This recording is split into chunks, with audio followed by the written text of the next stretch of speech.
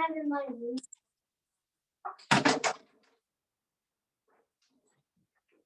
I don't have reading exposure. All right, so let's go ahead and get started with writing. So was everybody able to look at their videos from yesterday? I have put a few videos up, I think just writing, math, and phonics. Were you able to kind of go over those videos and Bible? Sorry. Yeah or no? Yes? Yes? Yes. Yeah, okay. I'm not seeing everybody respond. That's why I'm like, yes. Okay. So yes, hopefully you're able to go over the videos because I'm kind of moving. I'm gonna go over a little bit of what was on the video yesterday, but we're going into new stuff today. So if you didn't look over the videos on yesterday, just make sure to go over them, okay? All right, so this week in writing, we are practicing the 4 types of sentences. Remember, we've learned all 4 of them. So we have D, which is for declarative, right? That's a statement sentence. We have INT for interrogative. That's the type of sentence. We have IMP. I'm sorry, interrogative is a question sentence. We have IMP for an imperative sentence, which is a command. And then we have E for exclamatory, which is a sentence that shows a lot of feeling. So on yesterday, which is going to be the same thing on today, we'll put that away, which is the same thing on today. You will have your sentences and you have to write them correctly, but you also have to identify what type of sentence they are. So that's why I have the line here behind the sentence, because you have to put the letters of what type of sentence it is. Okay? So we'll do the same thing from yesterday. We'll do it again on today, where you will have the sentences, write them correctly, and then at the end, are you listening?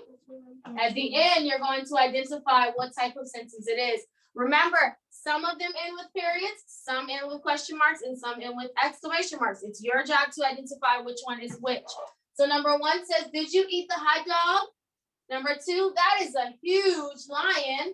Number 3, Jonah gave Abigail a flower. And number 4, pick a color. So these are your 4 sentences. You can work on them now. Can y'all see them? Yeah? Okay. So yeah, so just stay muted for right now, please, so that the screen doesn't change for anyone. So if you just have a question, just put the raise hand emoji up, okay? Because I can't see it like normal because I'm not on my computer, I'm on the phone. So just, if you have a question, put the emoji up for me so that I can see, okay? How you do it? Oh, it should be at like the bottom of your screen. It should say like more or like, I don't know. If not, just raise your hand. I'll try to look and see. Okay, so y'all can go ahead and begin. Y'all sure y'all can see good? Yes? Everybody can see the sentences? Yeah? All right, so go ahead. I'll give you a couple of minutes to write those all correctly.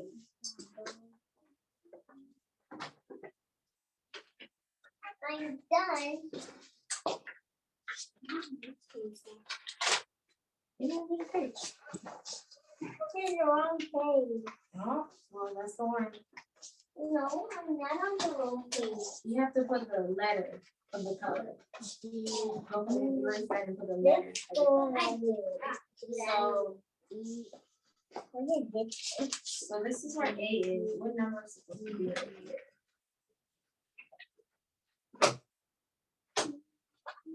Look at the numbers. The number is supposed to be here. So yeah, and the same thing would be, you need to figure out which number.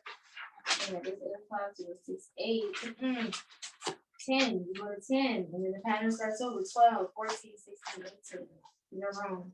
It's 8, 10, then you start the pattern. What's it up there? Wait, what is an INT again? Interrogative. Which page you like the one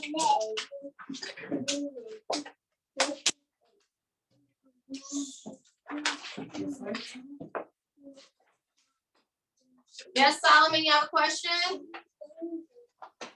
I can't see number 1. Number 1? Okay. That is You have a question too, Lyric? Is that better?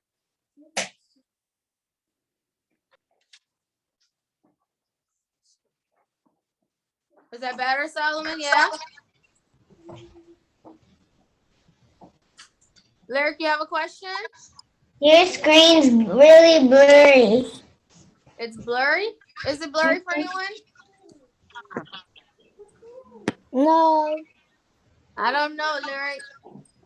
I don't know why it could be like that.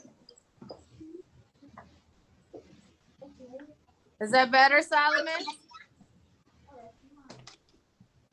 Hmm? No, it's echo. Should I get my mom? Yeah, maybe ask her to see what's going on. I think it's the glare.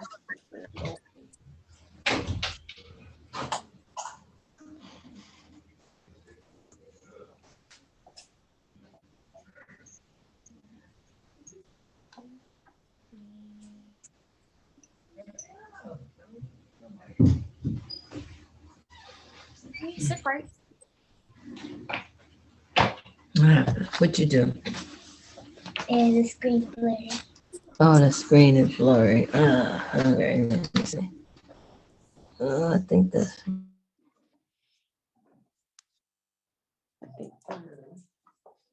Let me see now.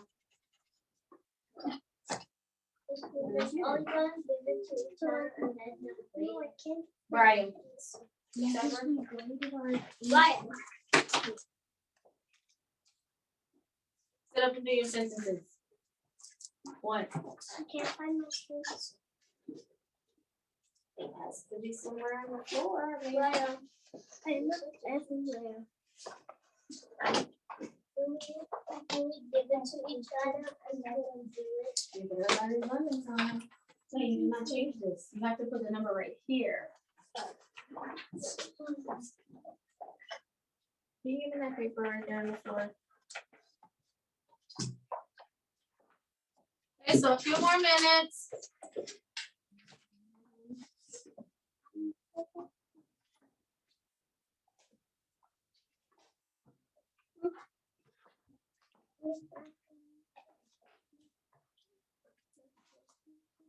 Okay, where mine's on your page.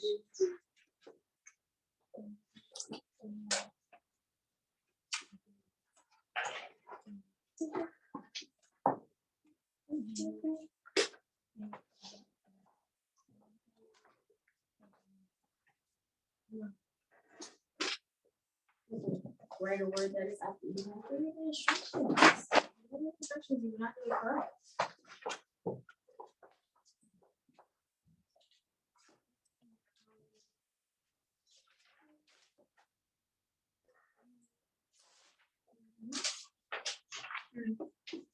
After we're done, do we give it to each other? Yeah, answer that question. I didn't hear you. I said if everybody finishes in time. So, I did what I didn't do. I just wanted to.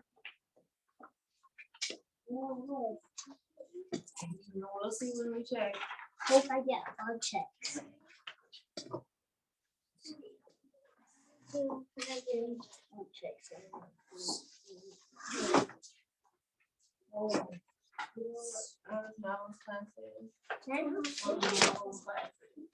I did so. It's the one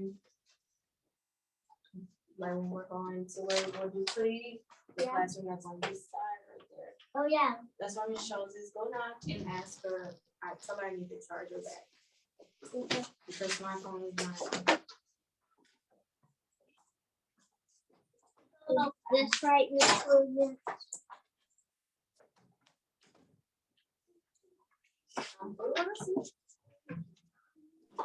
Miss Williams, what subject we're working on? Writing. Oh, writing. Lovely. Now I gotta start from the top.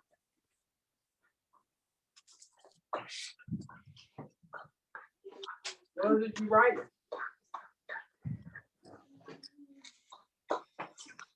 Where are you writing from? I gotta go to.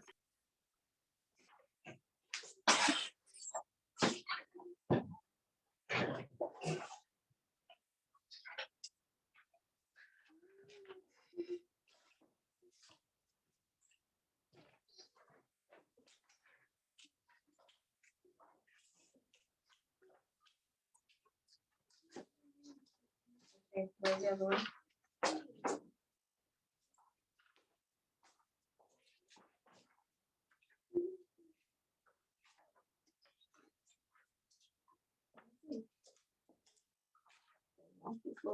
Ouch.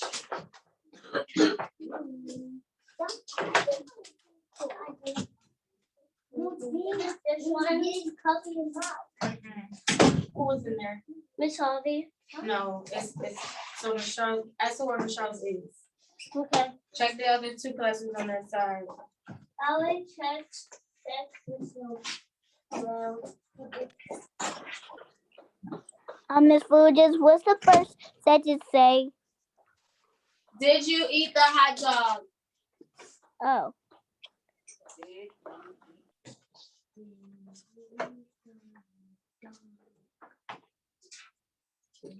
Okay, are we almost done? Somebody who's still working? Still writing them? So everybody's done? I'm working. I'm working cause I just got on Zoom. Okay.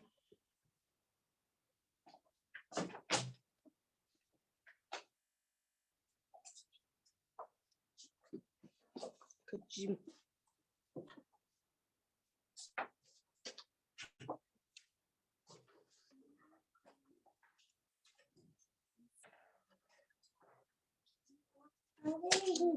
Okay, so A, what number belongs to square A? Our number 1, 2, 3. Ooh, no, 3 right there. What number should be right here? 1. 1's right here. Are you counting? If you count, what number should be right here? 4. Okay, and same thing here. If you're counting, what number should be here? You're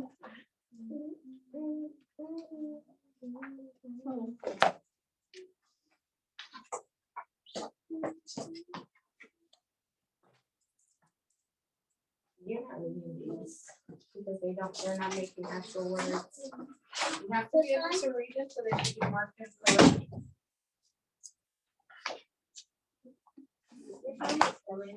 correct. Yes.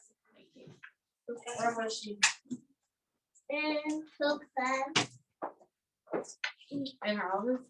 No, like in so fast. Oh. All right, so let's go ahead and go over them.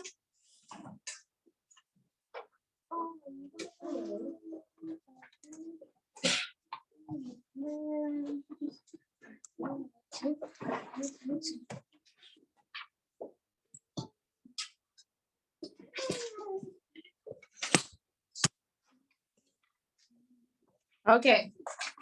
So let's look at the first one. Oh, that's way too close. All right, it says, did you eat the hot dog? Did you eat the hot dog? So let's go ahead and correct this one.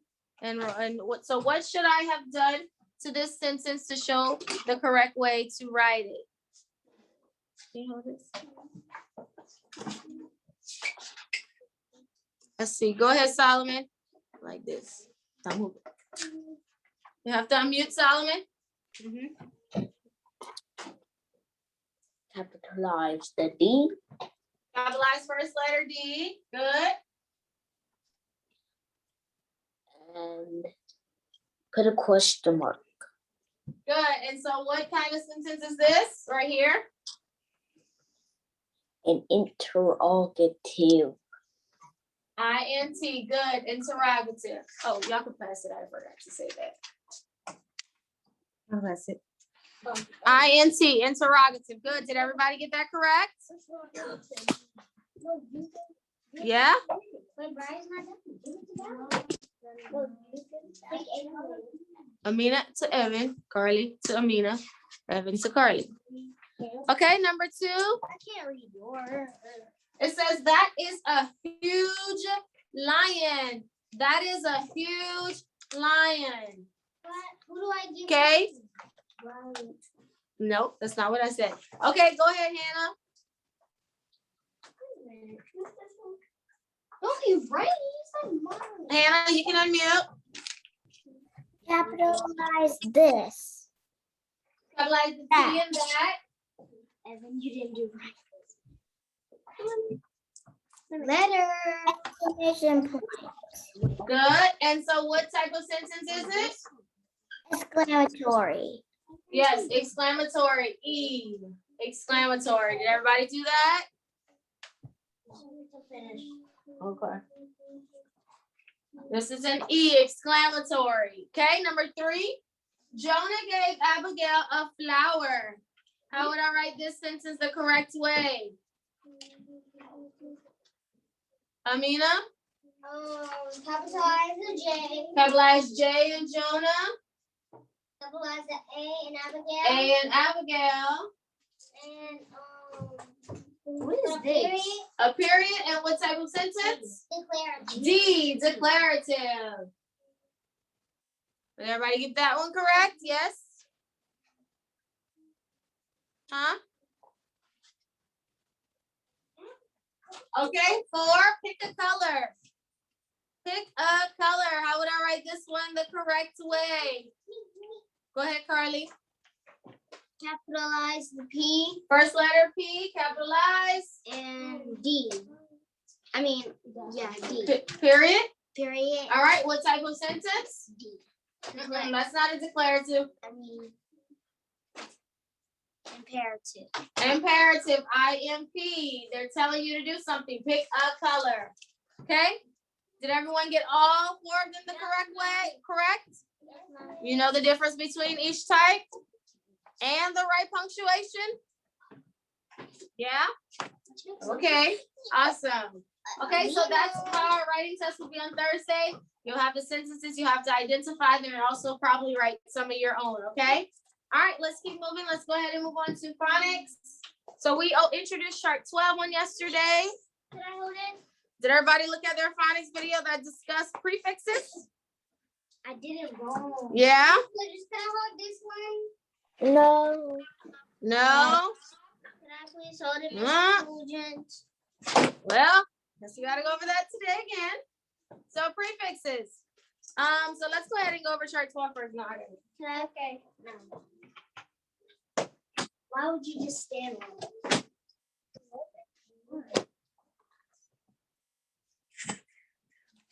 Okay, so this is phonics chart 12. So this was our new chart that I introduced on yesterday. So I'll go ahead and go over them. So A says in a sleeve. A says in a sleep. A-L says all, and also. B says B, and because. B says E. N says in, and enjoy. UN says on, and unbutton. WR says and wrinkle. OULD says and could.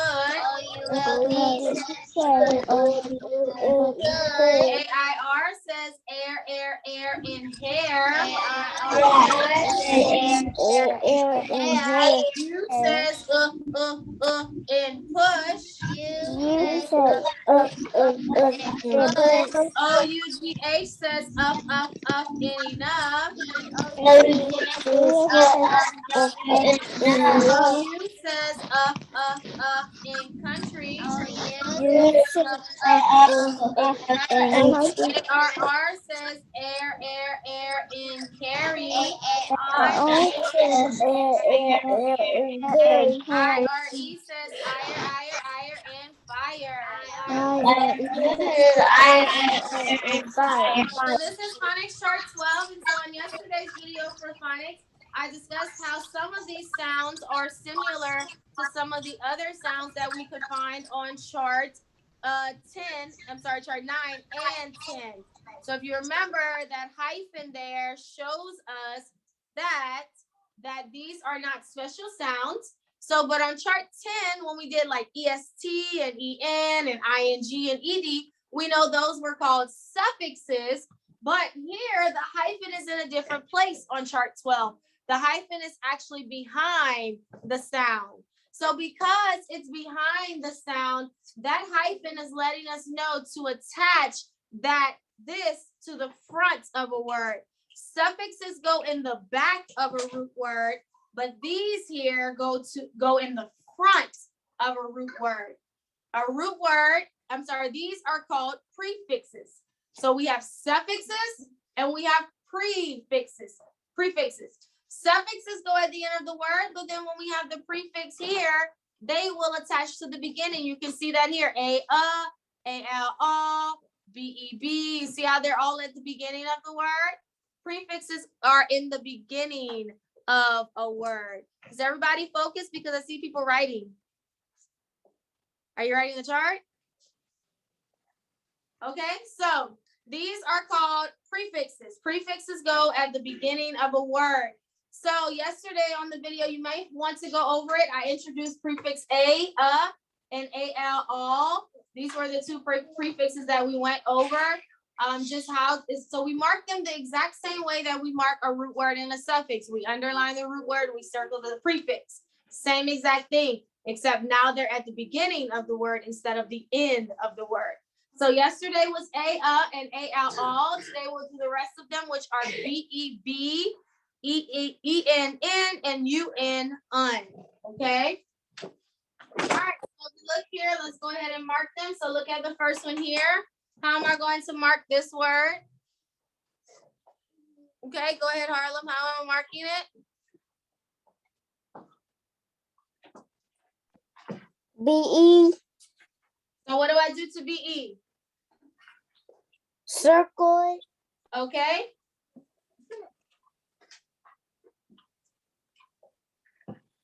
What else do I do? How do I show the root word? What do I do to the root word to mark the root word? Underline the root word. Yes, so I circle the prefix, B-E, and then I underline the root word, which is what, Harlem? Beside. Side is the root word, and the word is beside, okay? Next one here. How am I marking this one, Evan? Circle the E and Circle prefix, E-N. Y. No, that's a perfect word. Enjoy. Underline the root word. And what's the word? Enjoy. Enjoy. Next one here.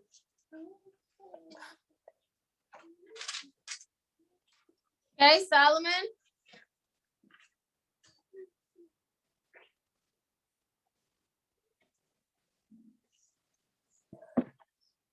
Oh, I think it went off. Let me see. Okay, Solomon, sorry, you have to unmute. You're on mute. U-N. Circle UN prefix. And what's the root word? Lock. Lock. Underline the root word lock. And the word is? Unlock. Unlock. Good. Okay, next one. Go ahead, Carly. Circle B-E Circle prefix BE. and underline hind. Root word hind. And what's the word? Behind. Behind. Okay, next one. Anybody who did not go? Josiah? Circle E-N. Circle EN. Good. And underline large. Large. The root word. What's the word? And large. Enlarge. Good. And then the last one. Okay, Brian.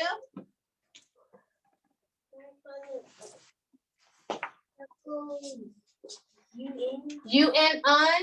Root word. I'm sorry. Prefix.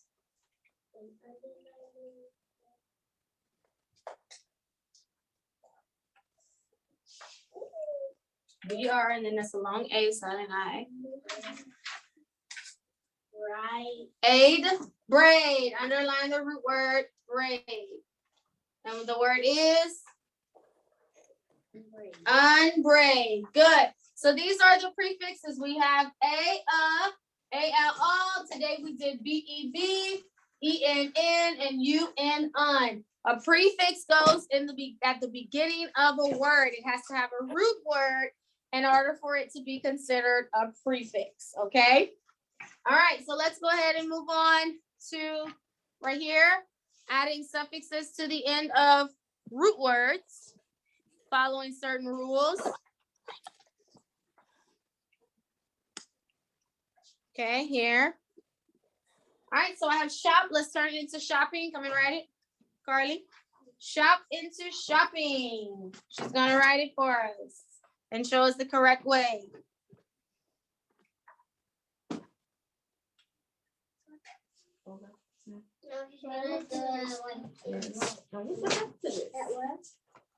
There's your book bag.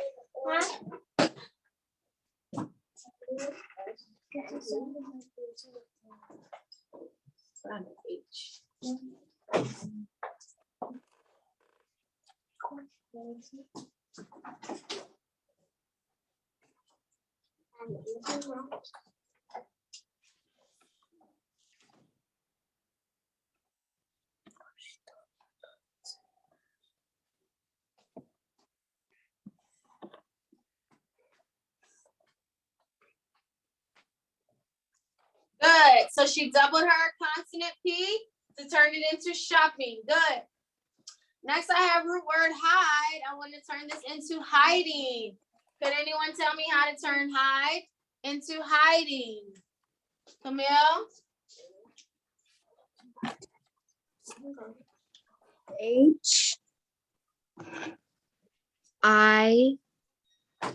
HIDING.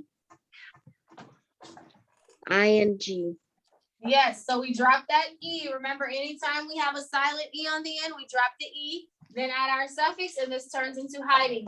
Next, we have fall. I want to turn it into fallen. Evan's gonna come do that one. Excuse me.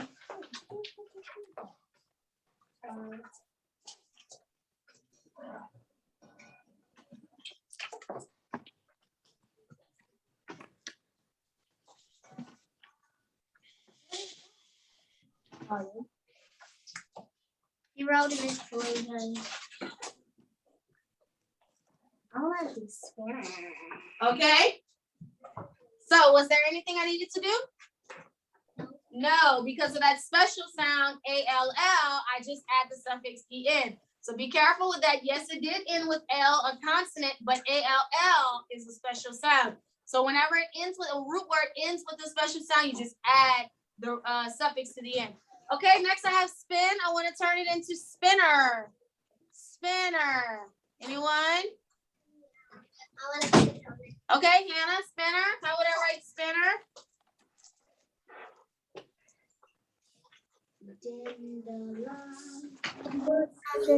Add ER. Yes, SPINNER. So that's sharp vowel I, consonant N, SPINNER. Spinner. So just remember those rules. Okay. All right. So today we are going to learn a few more of the proofreading marks. Remember, we already learned the capitalization one. Remember, what do we do to show to capitalize something? Yes, ma'am. What do we do to show that we have to capitalize something? I know. What do we do? Put 3 marks on the first line. 3 lines. So remember, yes, and I've been doing it on the board every day. So if you didn't know why, that's why. So yes, so whenever we want to capitalize something, we put the 3 lines underneath only the letter that we want to capitalize, just like right here, how I did it up here. Sorry, the thing is not that way, but you can see it here. So when we need to capitalize J, I put 3 lines. Well, these are called proofreading marks. These are marks that show that you need to correct something, okay? Just like I just said, whenever we want to capitalize, we put the 3 lines. So we already know that one. That one we learned already. Today we're going to learn a few more different proofreading marks. So we have the 3 lines, which means to capitalize, okay? That's what the 3 lines mean. 3 lines underneath just the letter means to capitalize. Okay, so we'll learn a few more of them that we have to apply whenever we are writing. Whenever we want to proofread something, I'm sorry, when we want to correct something. Okay, so, sorry. So anytime something is misspelled, meaning it is spelled wrong. So we're working on spelling a lot. So there are a lot of words that we're learning how to spell. So most of the time we can look at a word, especially if it's a phonics word, we can look at it and say that is not spelled correctly. Whenever there's a word inside of a sentence that is misspelled, meaning it is not spelled correctly, we put an SP. That means spell check, meaning that needs to be fixed because it is not spelled correctly. So anytime you're correcting a sentence and there's something misspelled, you put what's called this SP to show that we need a spell check. It is not spelled correctly. We need to spell it the right way. SP, spell check. Okay? Let me fix that.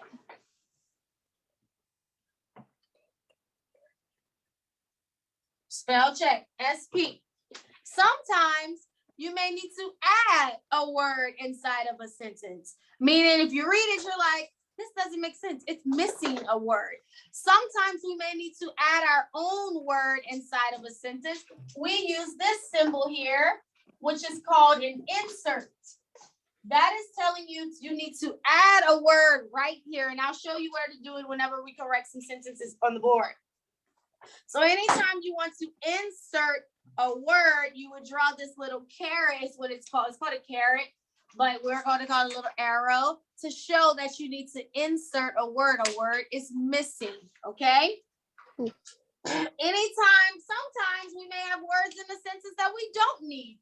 Maybe a word was repeated twice, or a word is just unnecessary. We put this little symbol here, which is called a delete.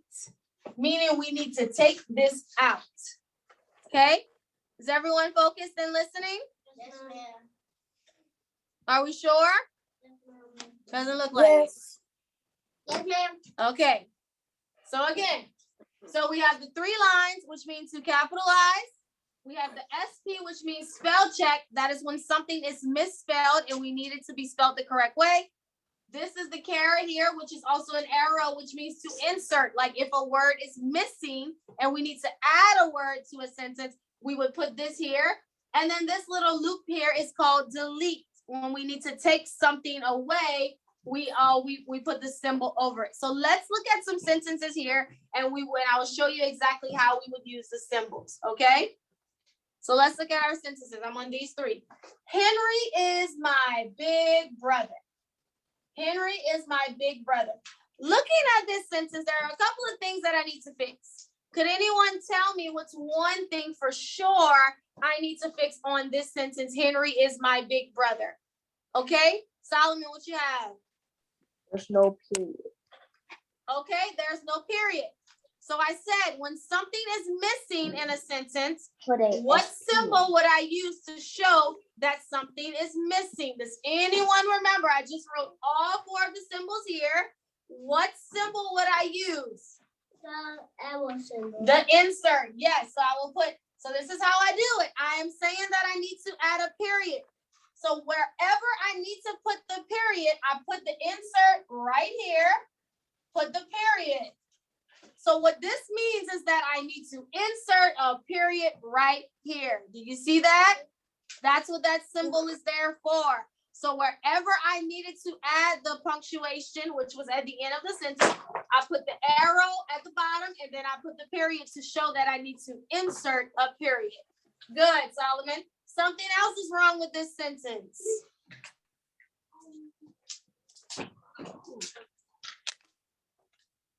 Okay, Brian.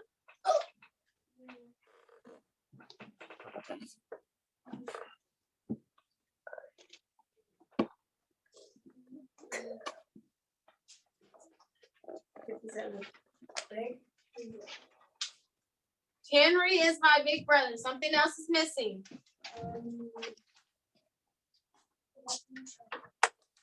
Why isn't that spaced out? It's, the lines are skipped. I told y'all that. This will be the last time. I'm not gonna accept it anymore like that. Go ahead. This is really the SP. Henry. Look at Henry. That's the first letter. What's wrong with it? It's not capital. Capitalized. So we already know that. We put our 3 lines underneath the H in Henry to show that it needs to be capitalized. So now this sentence is done. We proofread it.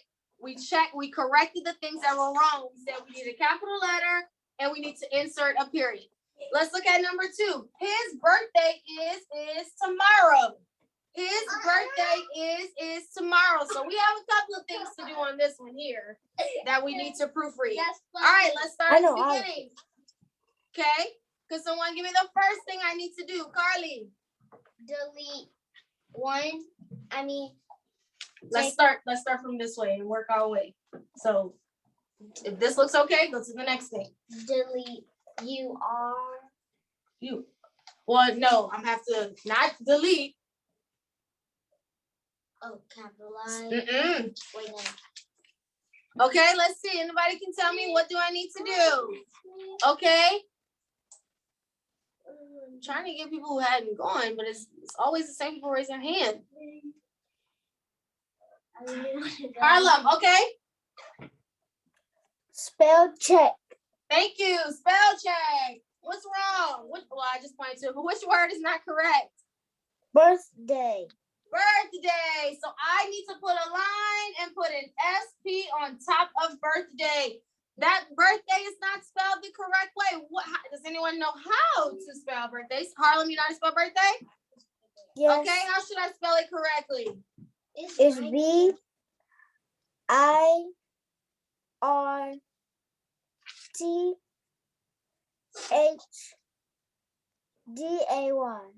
Good. So it was an IR and not UR. So yes, so this was spelled wrong. So all I do when I add the spell check is I put a line through the word that's spelled wrong. Then I put SP and then I can put the correct spelling right underneath, just like I did. Good. Okay, what else is wrong with this sentence? So we said spell check on birthday. What else is incorrect? Okay. Evan, go ahead. Good. I repeated the same word 2 times. I need to delete one, so let's get the delete symbol here, and I'll put it on over one of the words to show that I need to take it out. So I took out one is, okay? One more thing.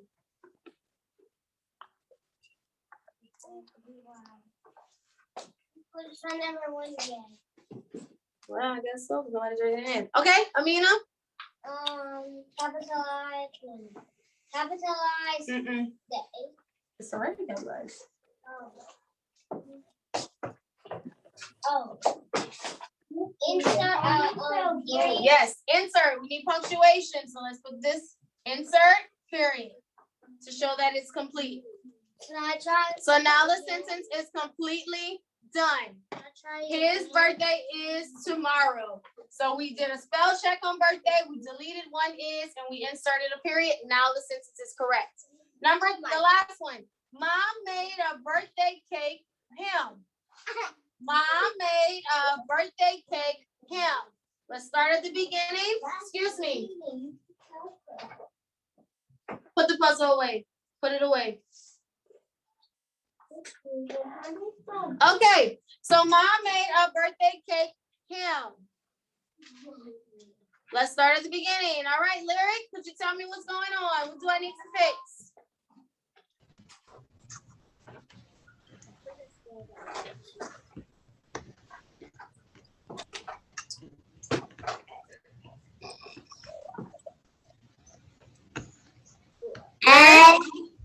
Add his.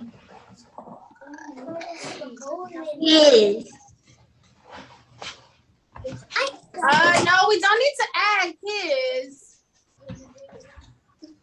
Not quite. So could someone help us out? So what do I need to, okay, Hannah, start off on the beginning. So what do I need to fix? Hannah? You have to fix that needs spell check on me. Yes. Yes, spell check on made. It is not spelled correct. This actually is mad, not made. So I put a line through it, put SP. And how do I correctly spell made, Hannah? M-A-D-E. Good. M-A-D-E. Okay. What's next after that? Okay. Anybody? So mom made. There's more that I need to do.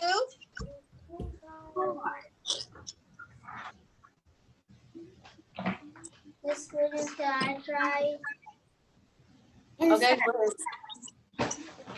Go ahead. Delete him. Mm-mm. I know. My mom, dad. Mom made a birthday cake him. I know, but but it doesn't make any sense. Check the right page. It's 57. Mom made. Okay. Go ahead. Inside before him, put food. Yes. So I need to insert a word between cake and him. I need to insert the word for him. Right? It didn't make sense to say mom made a birthday cake him. No, mom made a birthday cake for him. Okay? One more thing I need to do. I'm sorry, two more things I need to do. Anybody who did not go? Oh, Camille. Hold on. You need to put an insert sign and put a period. Insert for a period. Okay, and one last thing that I need to do. So if you look at cake, it's capitalized. Should cake be capitalized? It should not. So all we do is when something is capitalized that doesn't need to be capitalized, we just put a line through it and then put the lowercase, okay? So when something needs to be capitalized, we put the 3 lines, but when something needs to be lowercase, we just put a line through it and put a small c or the lowercase letter that shows, okay? So this is our spell check. So you will find this in your book now. It will tell you, it will have the symbols. You just have to pay attention to the sentence so that you know which mark to use and when to use the marks, okay? Especially times where we have to add words, it doesn't make sense. Really read the sentence closely so that you know when to insert or to spell check or delete something, okay? All right, so go ahead and get out your books. We'll do our dictation for today.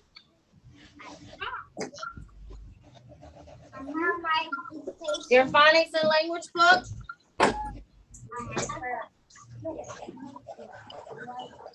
Okay, you need to read the words and write how many syllables, the number of syllables. Yes, what do you need? We're on page 113 today for dictation. 57. Yes.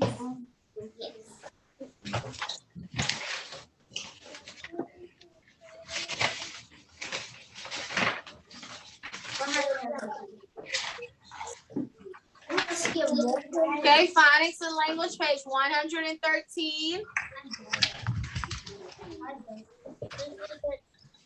I don't get to one, then I was King of Wales is part of and I didn't even have to look. How on? The country. I can't wait to do.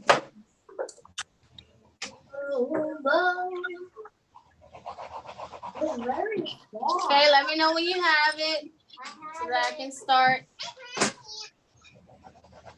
I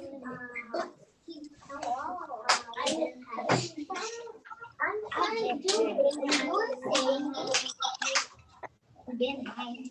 I'm doing this must be a lot. Grab. You don't have it. Y'all just grab. Taylor, can you please do it quietly so that you're not disturbing anyone? Thank you.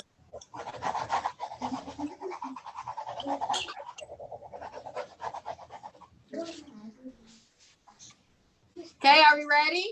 Yes, ma'am. Yes, ma'am. Yes, ma'am. I don't know because I did ask for y'all to tell me, but nobody said anything. So I'm gonna just go ahead and get started. I Okay, so dictation at the bottom. So you'll go ahead and write the special sound in the word. Yes. Okay, first word, spoke. We're on the first line. So For dictation on 113, the first word is spoke. That's why we have two boxes. There's only one sound. One sound, spoke.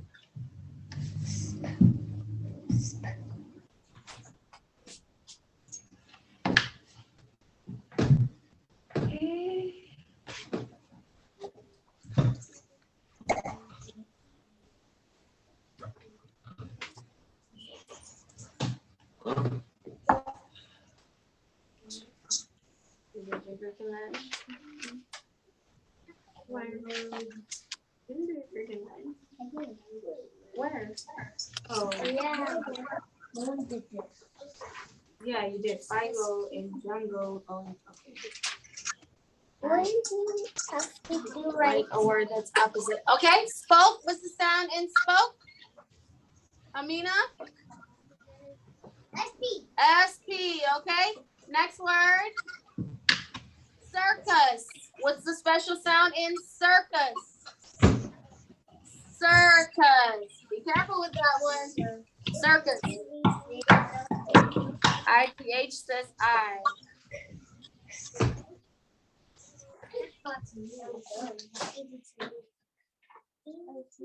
Circus. What is the sound in circus?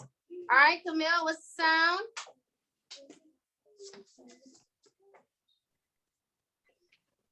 CI.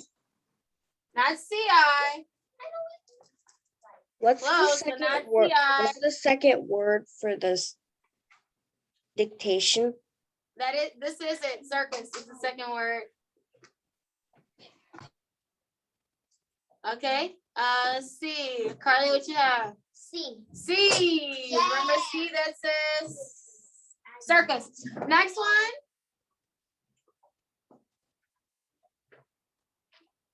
Lion. Lion. What's the sound in lion?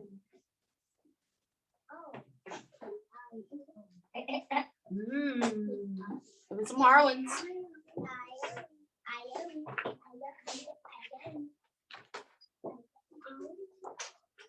Why would you say the word? So the opposite of light, guys, is dark.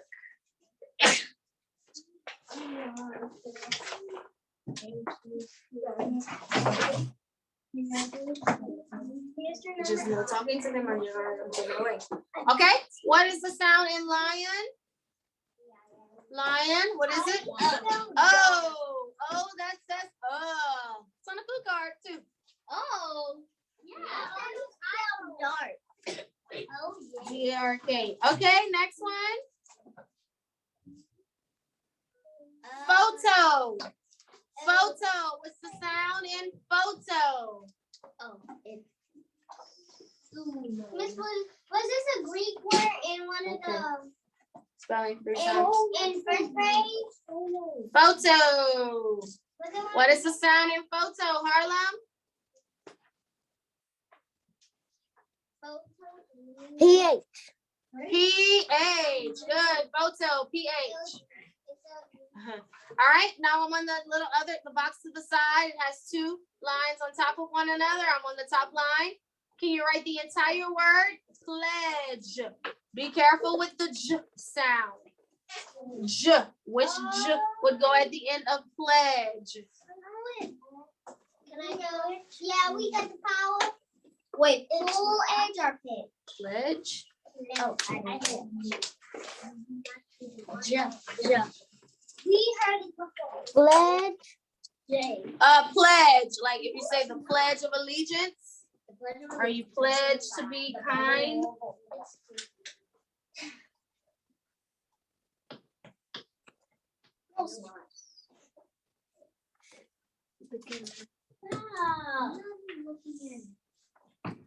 Pledge. Can I do it? I put your. Oh, it's a big. Okay, how do we spell pledge? Okay, go ahead, Hannah. Pledge.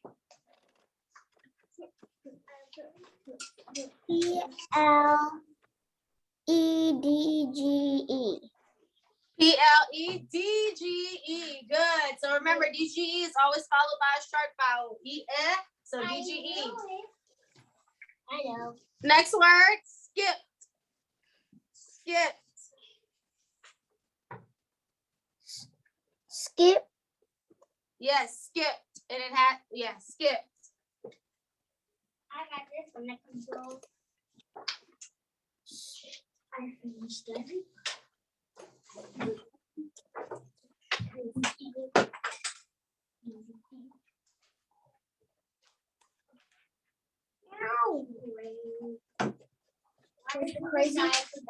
The crazy hair one. The crazy hair one. You heard it's hot red. The crazy hair one. This one's the one. Yeah. Skipped. It looks no, you're not. Yes, I am crazy. Yeah, because you got it. My shirt is inside out. I'm crazy. I did.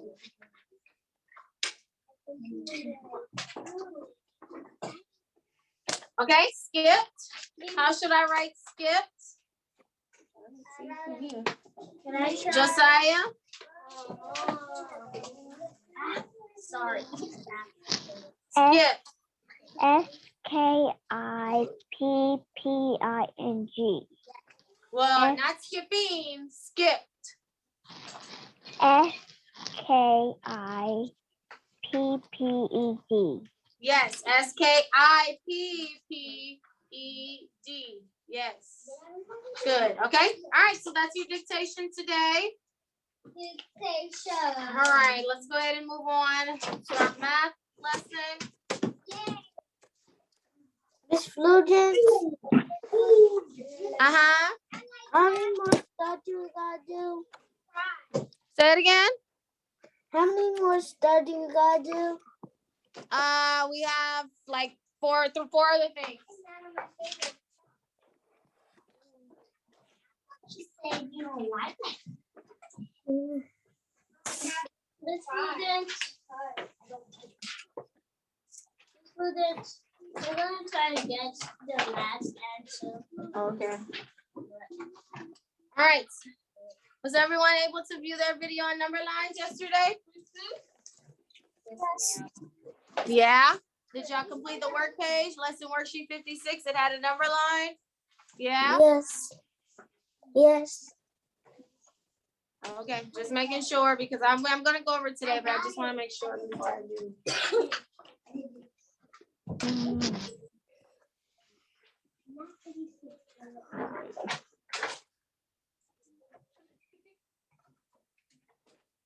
Wait, we're working on this?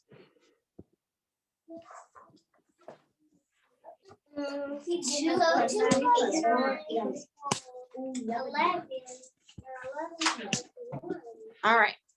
All right. So you'll need a little sleep paper to start. Y'all can just use your notebook. Now do I go to spelling?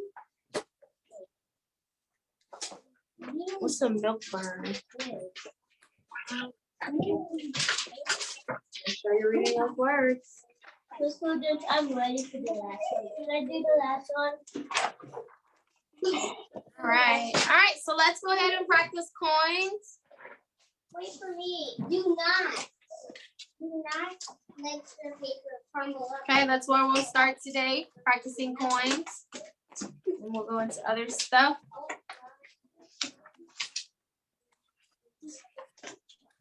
When we get to the ball, can I do the last one? Carly, now can I go to spelling? The math book. Let me see, make sure it's correct. The math book. Oh. With some milk burn instead of fix that 8 in the bottom 8, right? What this is. Okay. All right. So let's go ahead and practice some coins. So I have 6 dimes, 7 nickels, and 2 pennies. Draw it out so we can figure out the amount. Again, I have 6 dimes, 7 nickels, and 2 pennies. A dime is worth how much? 10. 10 cents. A nickel is worth 5 cents. And a penny is worth. One. Okay, so go ahead and work on that. Draw those coins out and get the amount.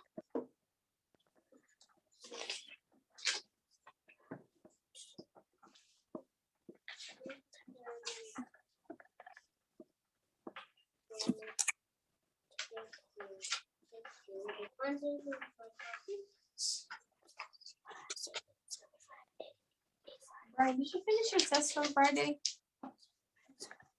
Because I don't have them.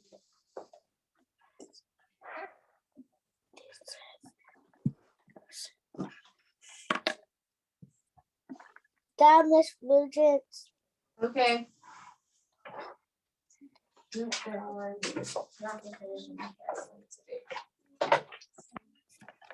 First grade. You need to finish these. I don't know if you took them online or not. Read them. Read them for us. Don't tell our answers, just read the questions. And that's it. Just like I do for y'all. That's a lot of months. Okay, we have answers yet or still working? I got an answer. Okay, I'm gonna say if it's right or wrong. Yes, it is.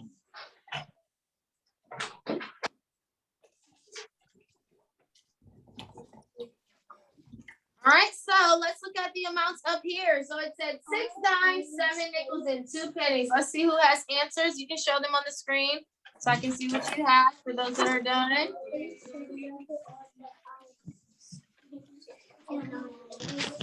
Okay, I do see some correct answers. Good. And then I don't see any. Okay, so if you did it correct, 6 dimes were 60 cents. Then we had 7 nickels, which was 60, 65, 70, 75, 80, 85, 90, 95. Then we had 2 pennies, which was 96, 97. 97 cents was the total. I was right. Okay, a few of you did have that correct. Good job. Next one, we have 3 dimes, 10 nickels, and 1 penny. 3 dimes, 10 nickels, and 1 penny. Go ahead and draw those out. How many islands are in the Virginia Islands?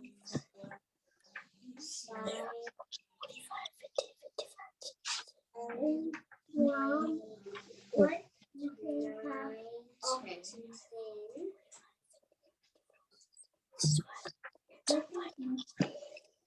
typhoons are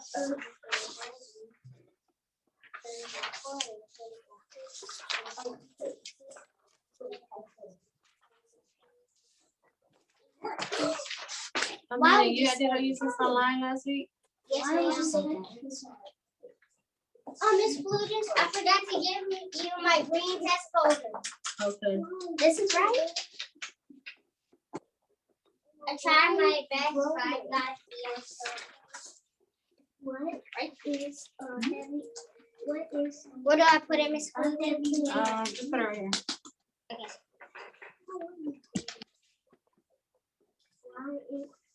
What is a heavyweight and snow? It's the easy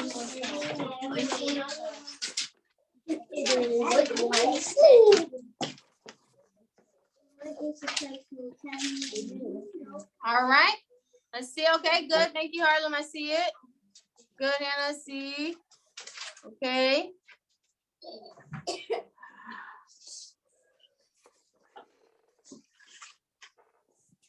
Okay, lyrics. I see it. It's so fun.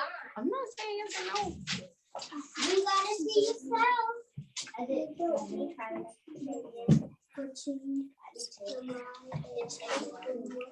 Why would you say?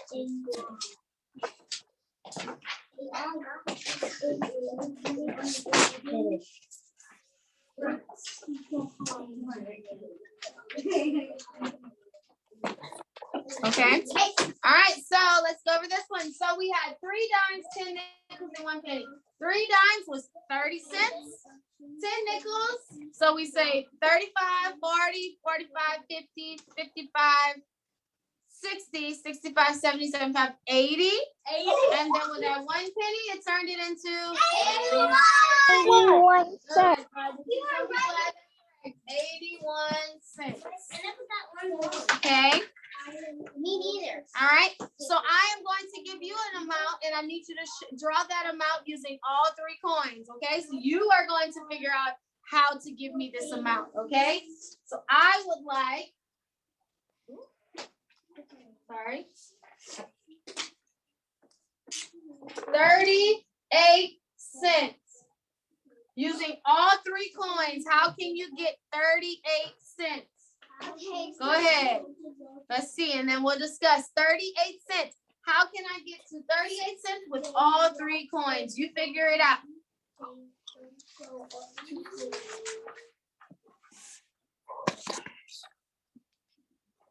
Which islands would you like to visit?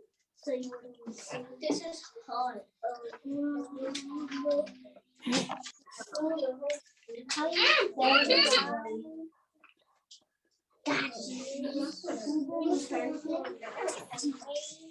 Yes, I got it. It's just a little. Miss Florence, can I show you? Got the same answer. Okay, you can just put it up for me to see. Okay, good. Yes. That's only 35. That's only 30. 31, 35. That's 1. A little closer, Josiah. That's 39. Yeah, you didn't put too much. Now this is. No, he told me. He told me. He told me.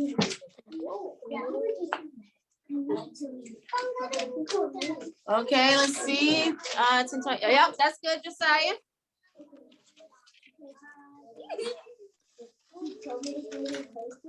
Okay, that's not quite 38, Solomon, because 2 dimes is 20 and nickels 25, 26, and 7, 28. I need 38. Okay, good, Hannah. I see. Good. Anybody else? 38? Not yet. Still getting it. Okay, another minute. Okay, good.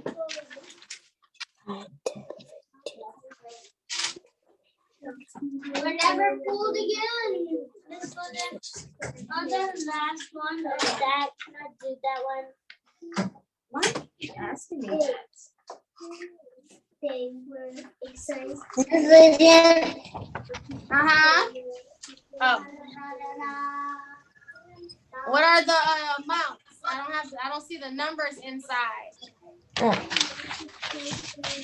What God said, when kids come to me, then I will let them go.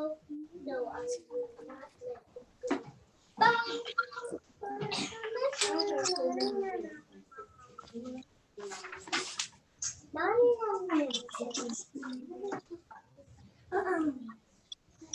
What did Pharaoh make the Hebrews do? A. Work harder. B. He told them to work one last day and he would let them go. Miss Florence, I'm done. Okay, I can't see them. How did the Hebrews Okay, good. 38.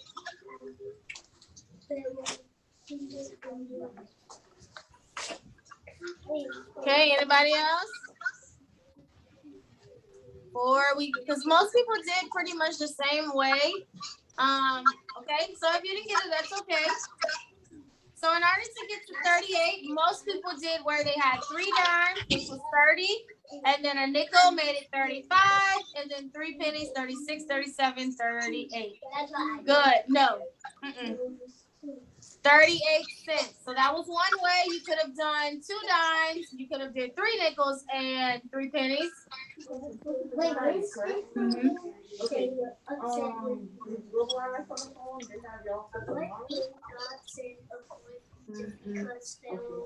Who? Global.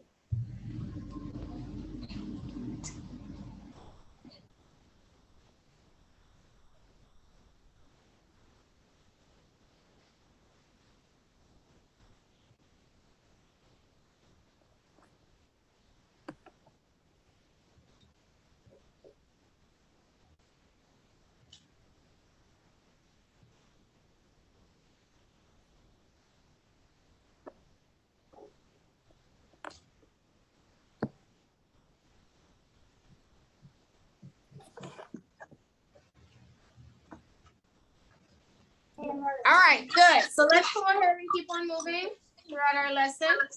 Okay, so good job with your coins. We'll practice some more tomorrow. So I have three numbers here. I have 65, 21, and 98. I want to put them in order from least to greatest.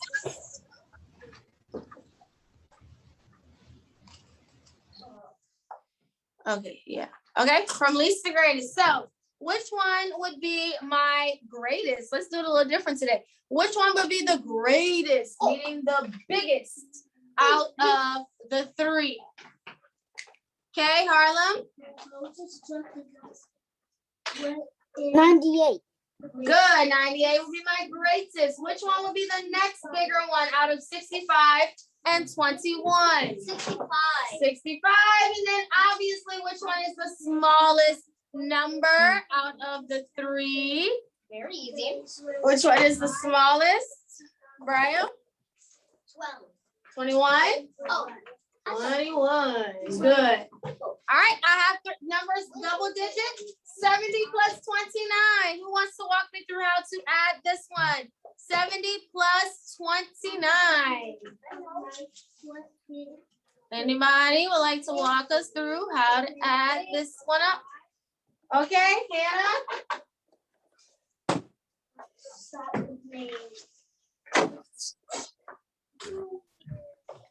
0 and 9. Okay, good. We start in the back. 0 plus 9 equals what? 9. Good. 0 plus 9 is 9. What's okay? What's next?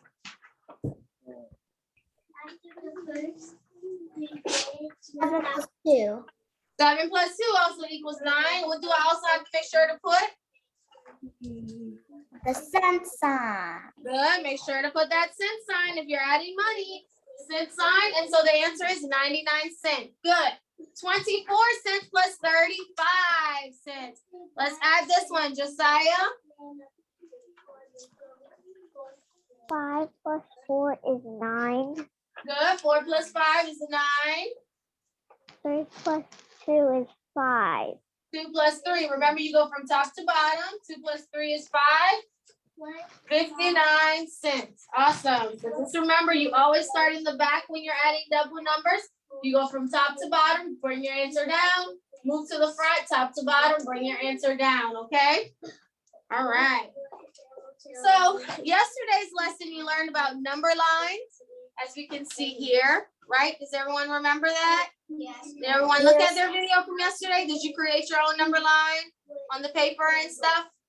And then you had it in your book to complete as well. No, it's okay. So this is called a number line, and basically it's a line that has numbers on it. And so remember, we have the arrows on the end. The arrows show that it continues to go on, that there's more numbers if I keep going this way. There's more numbers if I keep going that way. Yesterday, we learned how to put points on a number line. So if I would say I want to put point B at number 6, what I would do is I would find 6 on my number line, find 6, put a dot above 6 and put B to show that this is point B on number 6 on the number line. If I wanted to mark point F at number 2, I would go to 2 on the number line, put my dot to show the point, and then put an F to show that this is point 2 on number, this is point F on number 2. If I wanted to mark A on number 4, I would go to 4, put my point, and put an A above it to show that this is point A. Was that pretty simple yesterday? It's pretty clear what to do. Yeah, I don't think it was anything difficult. So yes, so if that's how you mark the points on it, it just depends on the letter and where it's telling you to mark the point. You always put the point above. Now, if I wanted to mark point D on 3.5, where would I put 3.5? Does anyone know where I would put 3.5 on the number line? Okay, Solomon, where would I put it? No. 3.5. Where we at? I'm sorry, say it again. Where would 3.5 go on my number line? When Moses asks what happened to the people they had going on. So Okay, it's okay. It's okay. Let's see, Hannah, you can help us out a little bit. In between 3 and 4. Good. Anytime there's a half, it always goes in between. So if it's 3.5, it has to go between 3 and 4. 3.5 can't be between 4 and 5. No. So 3.5 has to go between 3 and 4. So all I do is just add my extra line, put 3.5, and then I'll put the point for D. Okay. Anytime there's a half, it always goes in between.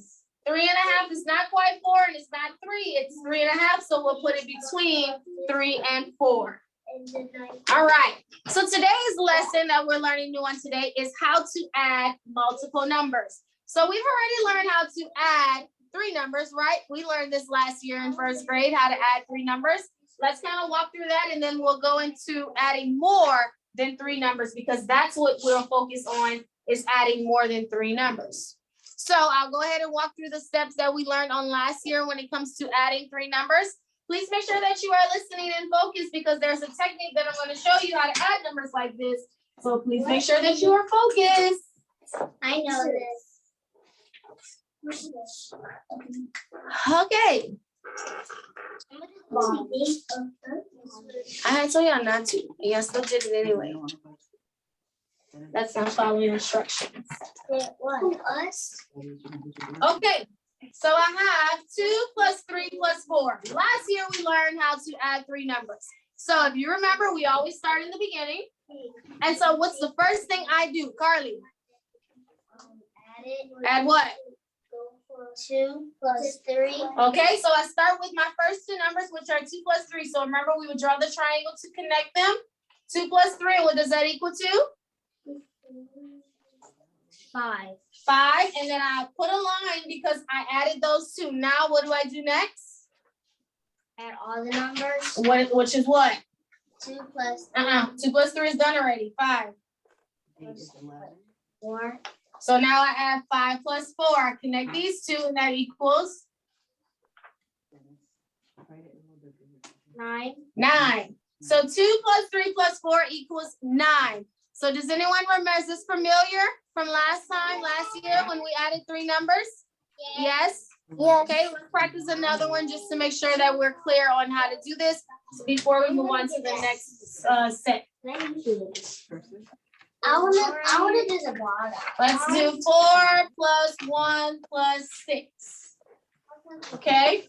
Okay, anybody wants to walk me through how do I add 4 plus 1 plus 6? All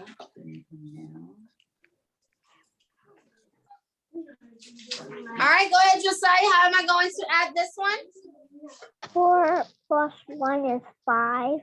Good. I start with 4 plus 1. It equals 5. What do I do next?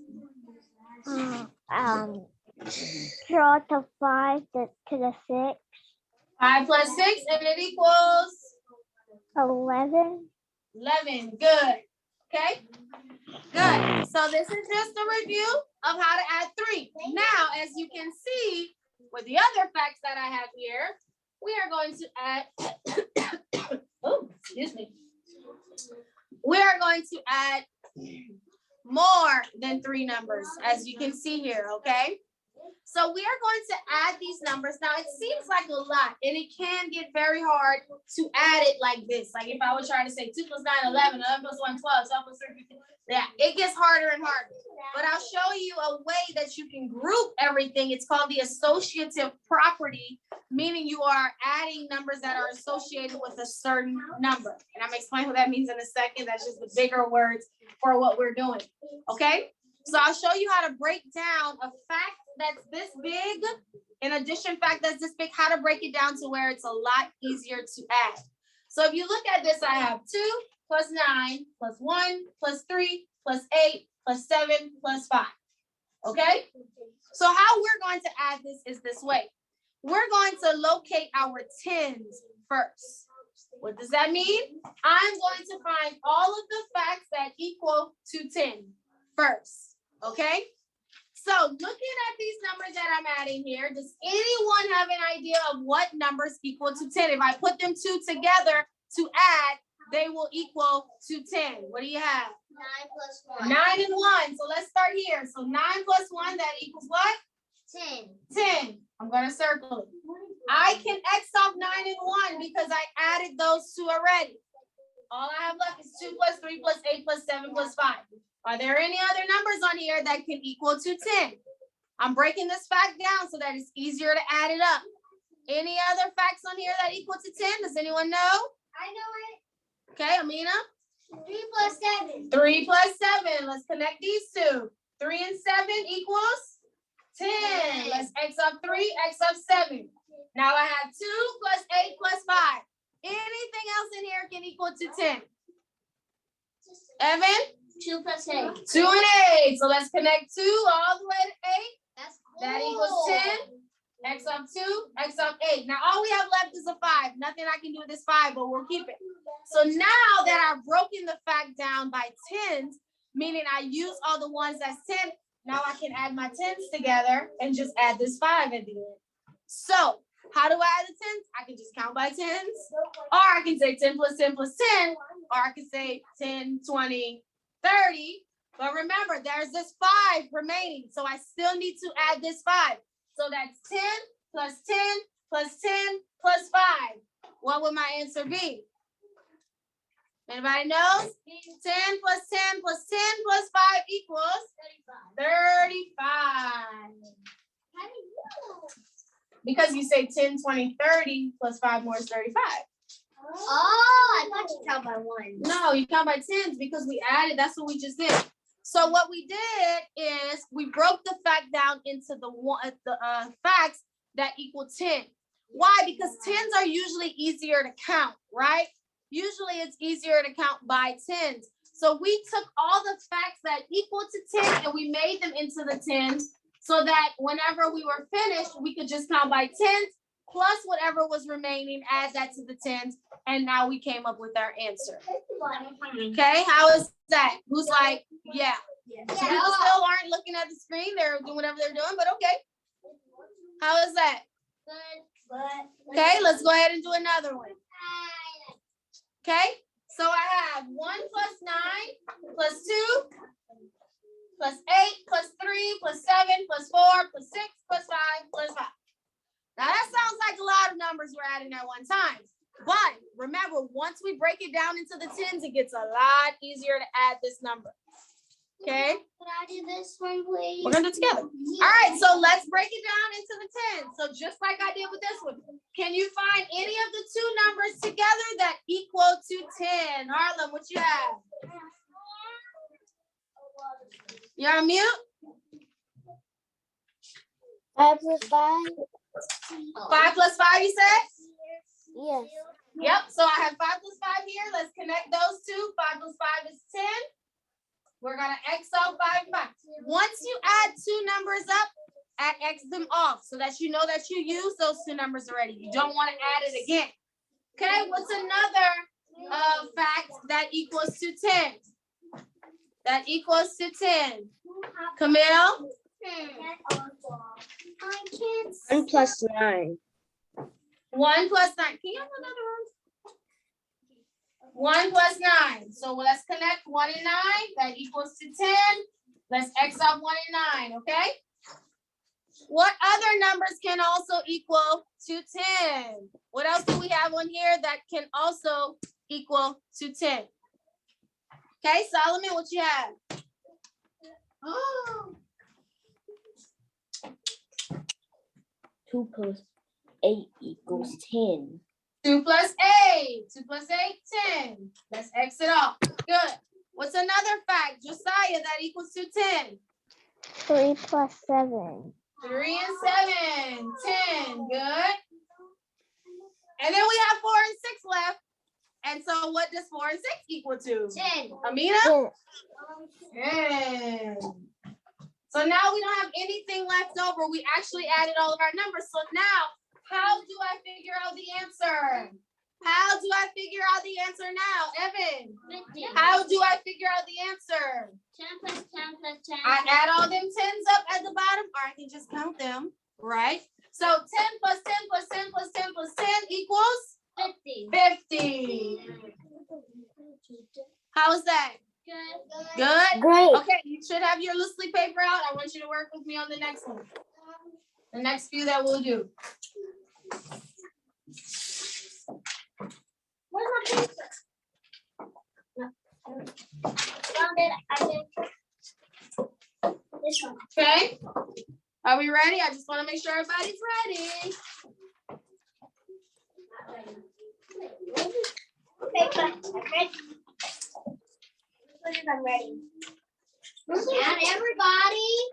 Okay, so we have 7 plus 3 plus 2 plus 6 plus 8. Okay, could you write this down? And we'll start to add it. 7 plus 3 plus 2 plus 6 plus 8. Just with the pencil. With the pencil. Yeah. With the paper? Oh, that's upside down. That's yours. Yeah. Okay, everybody has it written down? No. Ow.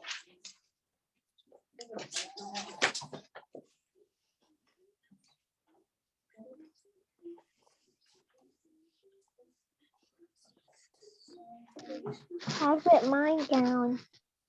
Okay. Got it. I got it. Let's look at this. Got it.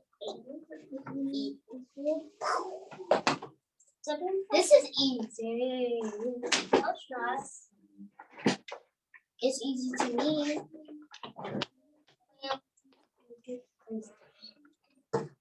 All right. Okay, anybody wants to start us off? So remember, find your 10s. That's the easier way to break this down.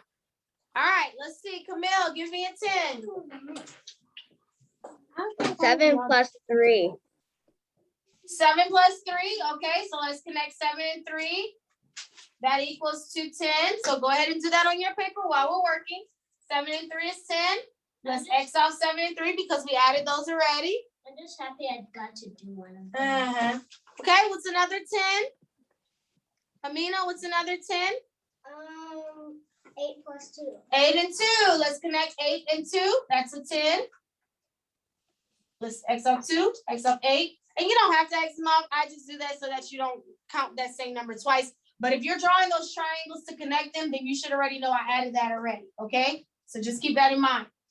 So there's only a 6 left. We can't do a 6 because we can't add a 6 to anything. That's the only number remaining. So we have a 10, and a 6. So 10 plus 10 plus 6. What will my answer be? 10 and 10 and 6. That will give me a total of how much, Hannah? 26.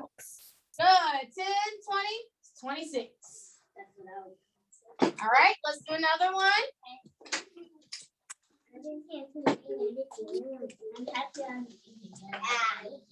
6 plus 3. All that. 6 plus 3. Plus 7 plus 1 plus 4 plus 9. Okay, so again, this is it right here. 6 plus 3 plus 7 plus 1 plus 4 plus 9. That's a lot. I mean, that's a 3. 1, 2, 3, 4, 5, 6. Oh, I know. Okay, get it written down. I got this. I got it. I circled the Miss Fulgence, Uh-huh. I got a construction worker out there. Oh yeah, I can't hear it though. So 9 equals something equals Pikes cleaner. What? Pikes cleaner. Where is all my books? No. all right, let's go ahead and add it up. Let's connect our 10s. Give me a 10. Brian. 6 plus 3. 9. I mean 6 plus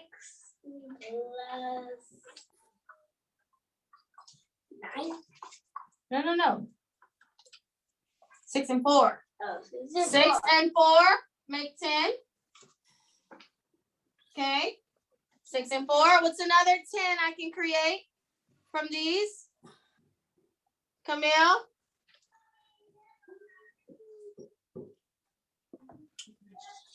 One and 9. 1 and 9. A 10. And make sure you circle your 10s. Okay. What's another one I can create from here? I mean, there's only 2 numbers left, but what's another one I can make, Carly? 3 and 7. 3 and 7 is a 10. So you have 10 plus 10 plus 10. 3 tens to add up. What would that equal to? Just count them. 10, 10, 10. Can I do it? 30. 30. Why would you say it? Okay, what would this equal to? The 3 tens would equal to 30. 30. All right. I've done this. Okay, 2 more. Okay. All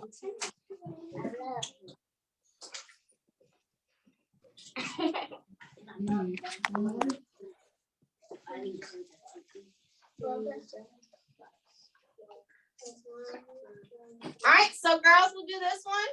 Oh. So I can't write it down or anything? I mean, you can, but I wanted them to do it. Oh, okay. 2.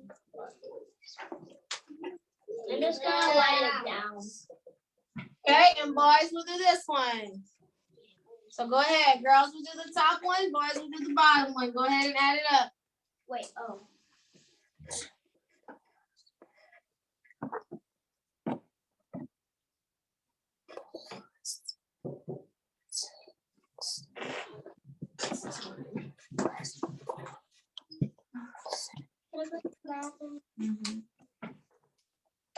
Wait, let's see. I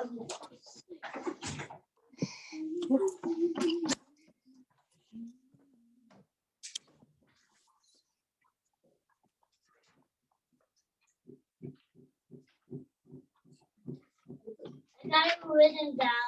Okay. And then you can add it up. You can add it up on your own. I did. I added mine up. Did it?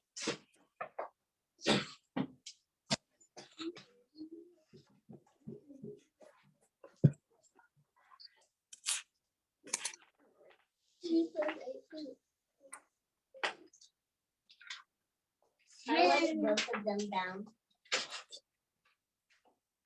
I didn't. I forgot.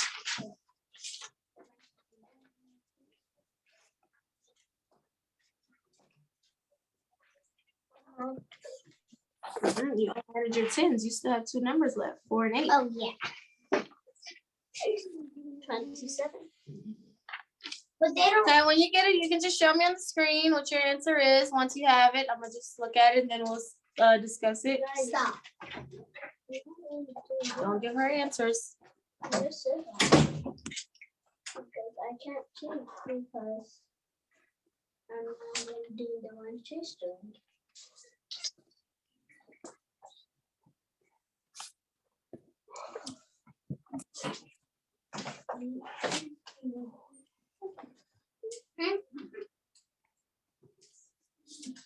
Don't do the one that's 8 and 4 is not a 10. It equals 12.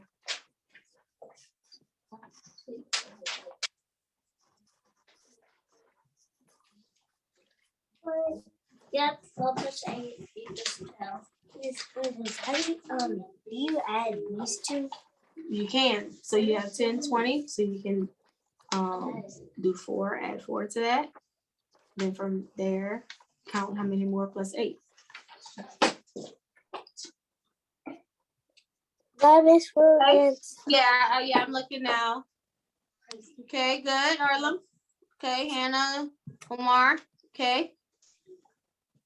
I don't know. I don't know. It's hard. For me.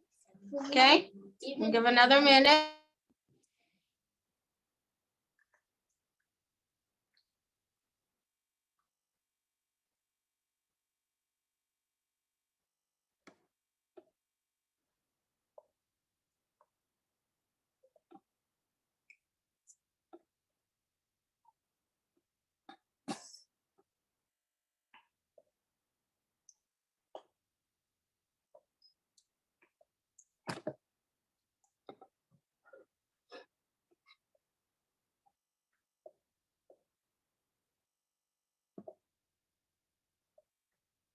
Miss Florence.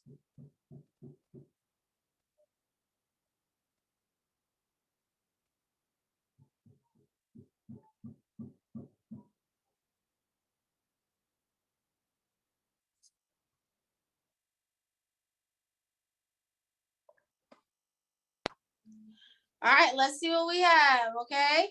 So the top one, anybody wants to walk me through this one? Who had to do this? Ooh. And I'm like, that's a whip. Who had to do this one here? Another one raising your hand. Who at the top, boys or girls? Girls. Yeah. Okay, go ahead, Hannah. You got your hand up. Walk us through it. All of them. 4 and 8. Huh? I said 4 and 8. 4 and 8 make what? What? No, I'm asking for you to. I just heard. If you were unmuted this whole time, I didn't hear. So go ahead and start connecting your tens first. But that's all I could add. 7 and 3. Okay, that's 10.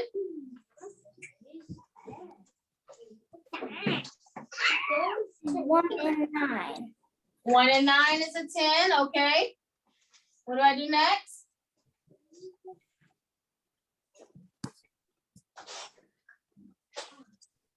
Can I tell you the rest one?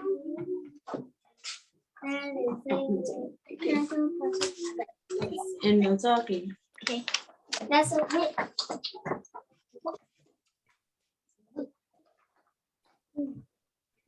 Okay, Hannah. So what do I go from here?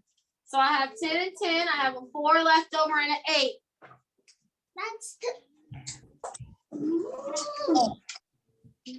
What's 4 plus 8? 12. Okay, so whenever it ends up like that, it still should be easy to count because remember, we learned how to count by tens with the number. So what would be 10 more than 12?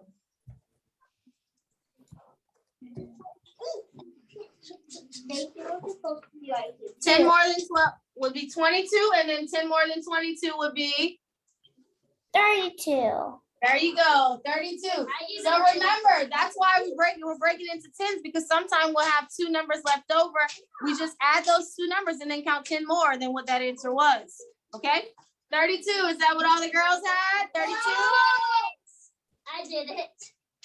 Yeah, okay. Next one, the boys. 2 plus 8 plus 6 plus 4 plus 7. Can I do it? Hold on, Brent.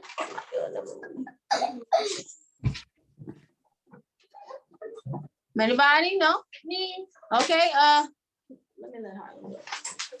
Y'all got it in here. Go ahead, Harlem. 2 plus 8. 2 plus 8, that's a 10, okay. 6 plus 4. 6 plus 4, that's a 10. Good. And so now I bring down the 7, so that should be 10 plus 10 plus 7. What would that equal to? 27. Good. Is that what all the boys have? 27. Yes, ma'am. Yeah. All you. Awesome. All right, good. So this is how we add a bunch of numbers like this. So you'll see it in your book. So just be make compound words. So you have to read them to match it to a word on this side. Okay. So this is adding more than one number. So always find your tens first and then go ahead and add the rest. Okay. All right. So that, well, the last thing in math is polygons. We've already discussed polygons before, right? A polygon, circle the sound. A polygon is a shape that has no sides. I'm sorry, that has straight sides and no openings, okay? So that's what polygons are. So in your book, they'll ask you to mark the angles in a polygon. Remember, angles are corners. So for example, in the square, I have 4 corners. In the triangle, I have 3 corners. But in the circle, this is not a polygon. It has curved sides. So a polygon has straight sides and no openings. I just wanted to kind of remind you of what a polygon is. It's a shape that has straight sides, no openings. Okay. All right, so let's go ahead and get out your reading. We'll do reading, science, and social studies, and then we'll be I done. don't have my reading. Can I get my science copy? Can I get my science from the room over there? Mm-hmm. I forgot to have my reading.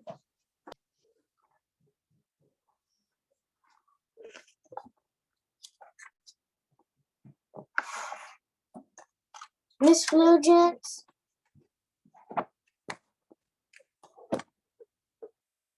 Mm-hmm.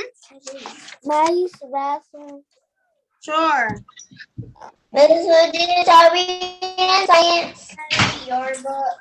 I'm sorry, what did you say? Are we in science? Yes. What page?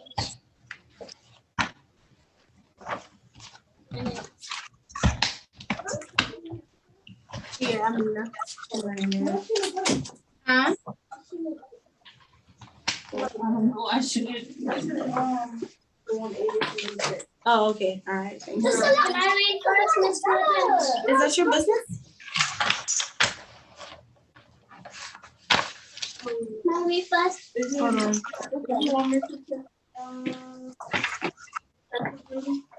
What? Oh, they leave it at 2:30. Yeah. Oh, and then Miss Marvel. Yeah. I can't. Not this one. I know how to draw. Okay. Is it 158? Not like Okay. Yeah. So yeah, at the end of the day, you're good. And I think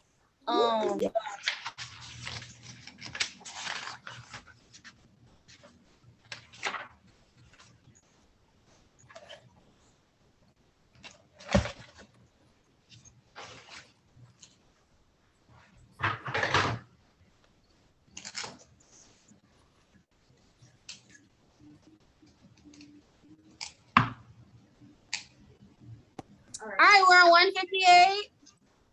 So the little star, these are like some little poems and stuff. the little dog. All right, are we ready? Not yet. I still have final. Okay, 158, the little star. Okay. Can I read your book? Where's yours? I don't know. The one that's right by cherries or sparrows? This is 100 what? 158. It's by John. Okay, so the little star. Okay, go ahead, Solomon. The little star.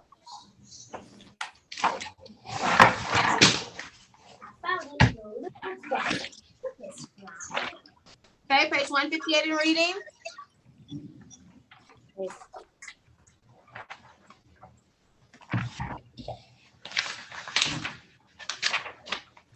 I cannot do much, said a little star, to make a dark world bright. My silver beams cannot struggle far through the folding gloom of the night. For I am the only part of the great plan, but I am cheerfully the best I can. Excuse me. Okay, good. So yes, the little star. All right, 159. Cherries are sparrows. I'm not in any area for talking. Go ahead, Amina. Okay. Does that come up? Mm-hmm.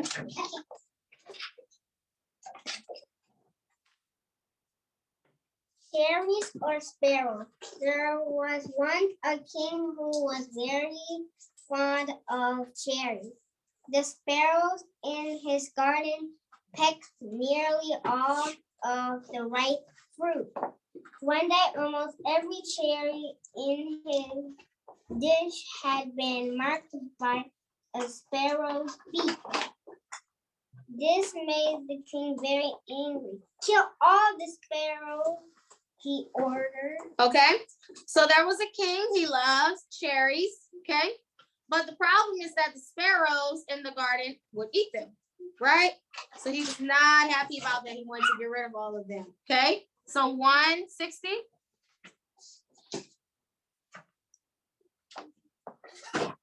Why does everything keep 160, no. I want to read again. All right, go ahead. Come on. Mm-hmm. One day the wise man told the king the insects are eating the biggest and best cherries. At the end of 2 years, there were not many cherries left on the ground. There was only a little food of any kind. The wise man came to the king again. There are only a few bells left in the country. Not enough to eat the insects. The insects are eating all of the food. The sparrows were very helpful. They ate the insects, but Check on they middle school. ate little of the food. Okay. So the wise man in the city told the king that the insects are eating the biggest and best cherries, right?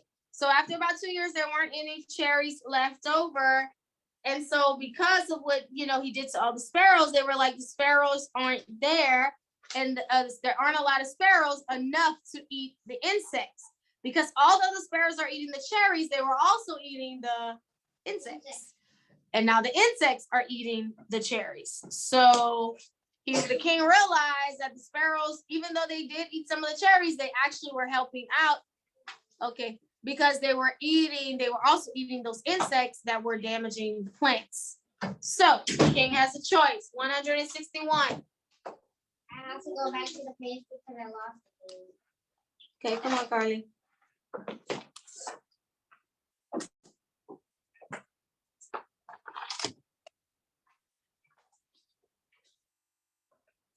This one. Mm-hmm. Since the king wanted more cherries to eat, he gave new orders, kill no more sparrows. He said they may eat a little of the fruit which they save for others. Okay, good. So the king had a choice. Should he get rid of the sparrows or get rid of the birds? Get rid of the sparrows. Right? So, no. So what did he decide would be best? To not destroy the sparrows, right? Because they were taking care of those bugs. So he realized they might eat some of the fruit, but they're saving a lot of the rest of the fruit by eating the insects that are eating all of the fruits. Okay, 162, Freddie and the cherry tree. Freddie and the cherry tree. All right, go ahead, Josiah.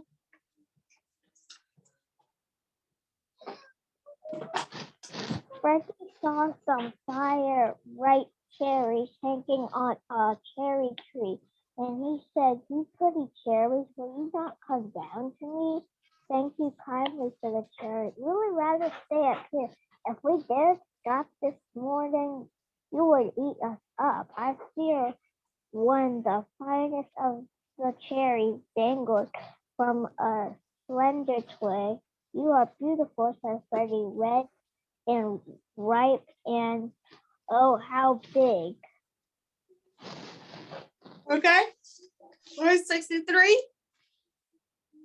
Sure. There's nobody answering. Can I read? Anybody who didn't read? Did you read or no? I never read. Okay, come to the top. Okay, Brian.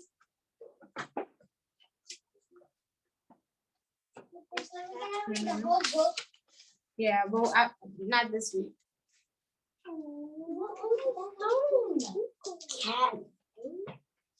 Catch me. Called the cherry. Catch me, Mister. If you can, I will catch you soon, said Freddie. If you were a grown-up man, Ready? Oh, yeah, this is it. Okay. All right. The second half of the page. Anybody who did not read online? Okay, Camille, we're on Freddie jumped. Freddie jumped and tried to reach it, standing high up on his tippy toes, but the cherry bobbled about and laughed and tricked Freddie's nose. Okay. All right, good. So we're not testing on this. That's just something to read. Okay, good. All right, so this is where we're stopping on today. So we're getting close to the end of our book. We'll be finished next week. Yeah. And then when we come back from our Thanksgiving break, we'll be starting a new book. Okay. All right, so you can go ahead and put your book away. Let's go ahead and get at our science. Are you reading? What page are we on? That's science.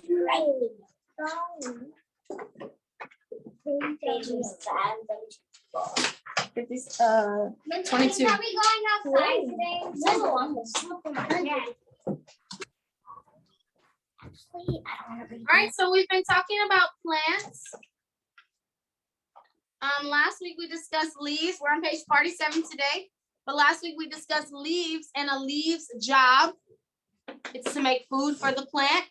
Remember, leaves are normally different colors, but because of chlorophyll inside of the leaf, it makes the leaf appear green. But in the fall, which the season we're in now, we get less sunlight. Remember, daylight savings happened this past weekend, right? It's getting dark super early now, like 5:30 is dark.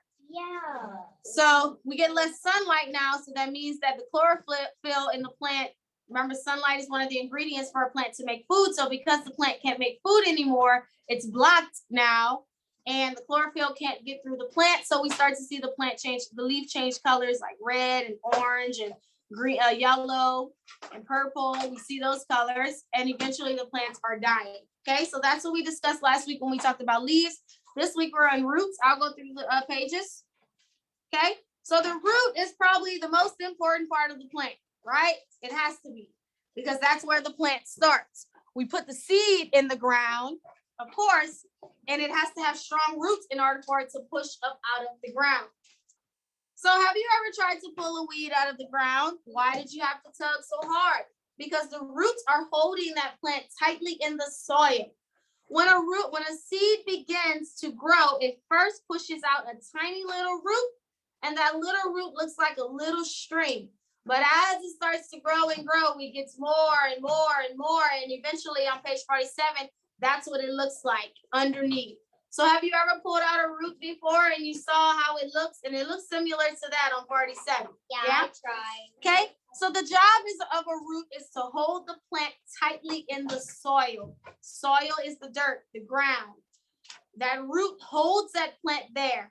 If a root is able to really get good footing inside of the soil, then that plant will be able to push out and grow. So on 48, let's talk about it. It might not look very strong, but the tip of the root is very hard. The tip of the root pushes and twists its way through the soil as it grows. As the plant grows taller, the roots will reach deeper in the soil.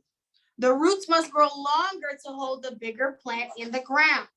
The bigger the plant, the more water it needs.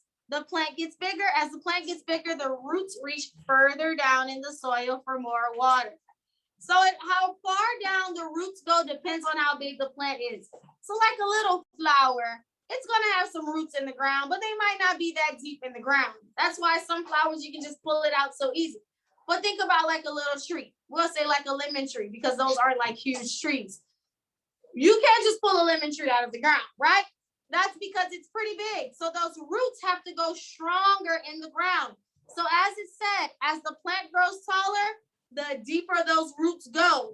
So that's why heavy winds can blow and those trees don't fall, because those roots are so deep in the ground that they get strong, that is holding that tree strong enough inside of the ground. So again, as the plant grows taller, as it gets bigger, it's the deeper their roots grow. Their roots grab onto that soil and hold tight in there. So on 48, you can see that's of like, say if you plant a bean, you can see the little tiny root that pushed out. That's the start. Then eventually it pushes out some more, and then it has the other ones that come out. And all the other ones that's coming out, all they're doing is finding different places in the soil to hold on to. So we have these root hairs on there as well. Okay, and we'll talk about the root hairs on 49. Look carefully at these roots. Do you see the little hairs of the roots in the circle? Those root hairs are the things that drink the water from the soil. So remember, roots suck in water and soil, water and nutrients from the soil, and they do it by these root hairs. The root hairs is what drinks the water and the nutrients to give the plant the right water and nutrients so that it can grow. If the root hairs aren't drinking water and nutrients, the plant is not going to grow. So that's the job of those root hairs. They drink, they suck in the water from the soil. Okay, let's look at 50. And let's talk about how roots help the soil. So roots, their job is to hold that plant in the ground. The roots will reach deep down in the ground so that it has a great, so that the plant is strong in the ground. Now let's talk about how the roots help the soil. Soil is dirt, it's the ground. Did you know that roots help the soil? God designed the soil to have 2 layers. So the soil has 2 layers, the topsoil and the subsoil. The topsoil is dark and has the most nutrients to help that plant grow. Sometimes it's okay. So whenever you're planting something, the dirt that you usually see, like once you kind of dig your hole, that dirt is usually very dark. That dirt has the most nutrients. So that's why when you're planting that seed, it's good to plant it in that part of the soil because that's where the most nutrients are to help that plant grow. So the topsoil is the darkest part and it has the most nutrients in there. Okay. Now, sometimes topsoil can roll, like it can go away. This is called soil erosion. Okay.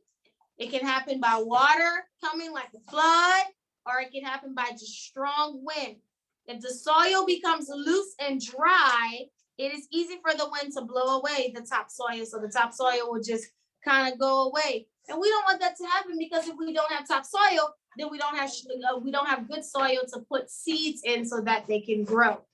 Heavy rains also can wash away the topsoil. And this is because the land on the earth is changing so quickly. Like if an earthquake happens, if a volcano happens, or anything like that, these are all causes of soil erosion.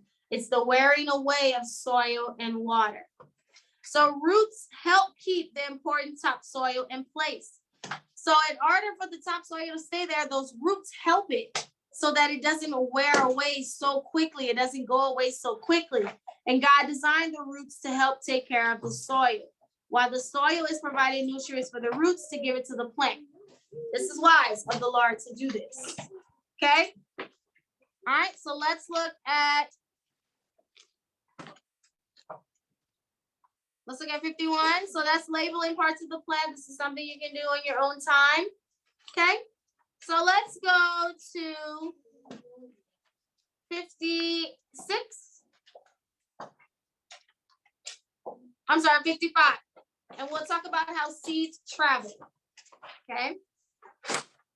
So that's roots, and the job of a root helps the soil and helps that plant stay in the ground. Miss How Woody, seeds travel. Yes? can I show you something? Not at the moment. Let me finish the lessons. Okay, how seeds travel. Some plants have specially shaped seeds, and God designed them this way so that the wind and water could carry them to another place to grow. So we have a maple, the seed swirls like a helicopter. We have a dandelion, the seed floats like a parachute. Coconut water floats some of the seeds to different places.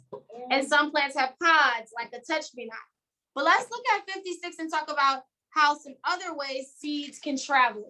And so it's good for seeds to travel because that allows, seeds to be rooted somewhere else and help things to grow. Squirrels, right? we know that squirrels like to gather nuts and berries and all of that, and also seeds. So squirrels, sometimes they'll get an acorn seed or something, and they'll go and bury it in the ground. Now, they usually bury it because they're going to come back and get it, but sometimes they forget to come back and get their get their seed. So because they forget, guess what happens to the seed? It grows. So the squirrels kind of help to plant seeds too, because they kind of did it accidentally, but they also help as well. Birds, sometimes they eat seeds, but also sometimes they'll drop some of the seeds. And if a seed falls in a good place, guess what? It'll grow. Some seeds are hitchhikers. They'll attach to the fur of some animals that may, be passing by a plant, or an animal that's eating on a plant. Sometimes a seed will attach itself to a person or an animal if you're like walking near it, and it can fall on the ground. And if it falls in the ground, it's gonna grow. So you see, the Lord not only, it's not only people that can actually plant seeds, but sometimes seeds plant on accident. Well, we say accident, but really it's the Lord that designed it this way. Okay. So that completes our lesson on plants. So next week we'll actually try to plant. You can do it with us in class. We'll do it in class. We'll plant a seed and watch it grow. But if you want to do it at home, you can as well. All you need is like a bean, and you just plant it and it'll grow. Kind of like how Lyric planted her sunflower. You can do that too. Okay, so we'll talk about it on Monday, and we'll watch the process of a seed grow. Okay, so that's it for our science on today on roots. What the job of the roots are to hold the plant in the ground, and how they have to have good soil for the plant to grow, and roots and how seeds travel. Okay, let's go to social studies. We're going to continue our lesson on George Washington and talk about England's response to America after America wrote that letter on page 66. Then social studies 66.